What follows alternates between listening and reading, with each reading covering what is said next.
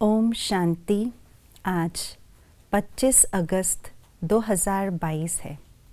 हम सभी सदा प्रसन्न रहना चाहते हैं, सदा हर्षित रहना चाहते हैं, परंतु हम कैसे सदा हर्षित मुख अपना रखें, उसके लिए हमें क्या करना चाहिए, आइए आज के स्लोगन से हम जानेंगे।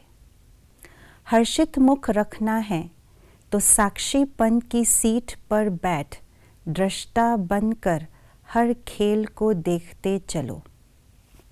साक्षीपन माना न्यारापन, न्यारे रहने की स्थिति को साक्षीपन कहा जाता है। जब हम किसी भी सिचुएशन में, चाहे वो सिचुएशन अच्छा हो या बुरा हो, उस सिचुएशन से अपने आप को न्यारे रख पाते हैं तो उसको साक्षीपन कहा जाता है। यहाँ पर न्यारे रखना अपने आप को, इसका अर्थ है फिज़िकली न्यारे रखना नहीं। फिज़िकली हम इस सिचुएशन में मौजूद हैं, परंतु मन और बुद्धि से हमने अपने आप को इस सिचुएशन से न्यारा कर कर के रखा है। इसी को कहा जाता है न्यारापन। अर्थात मन और बुद्धि उस सिचुएशन के बारे में इन्वॉल्व नहीं है। कोई भी सिचुएशन हमारे मन और बुद्धि को प्रभावित न कर सके, इसको कहते हैं न्यारापन अर्थात साक्षीपन। और दृष्टा माना क्या? दृष्टा माना देखने वाला बनना।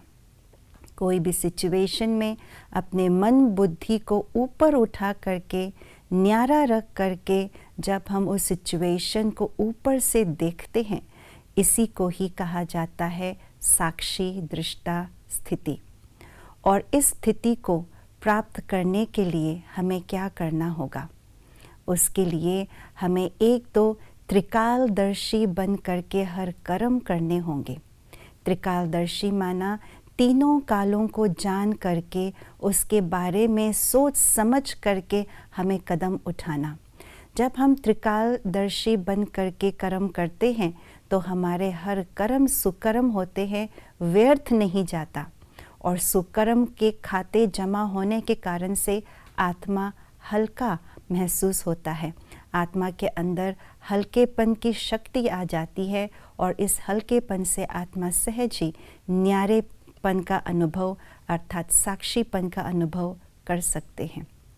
दूसरी बात, हमें साक्षीपन की स्थिति को प्राप्त करनी है तो बाबा की याद की लगन की मगन में सदा रहना पड़ेगा। एक बाप दूसरा न कोई।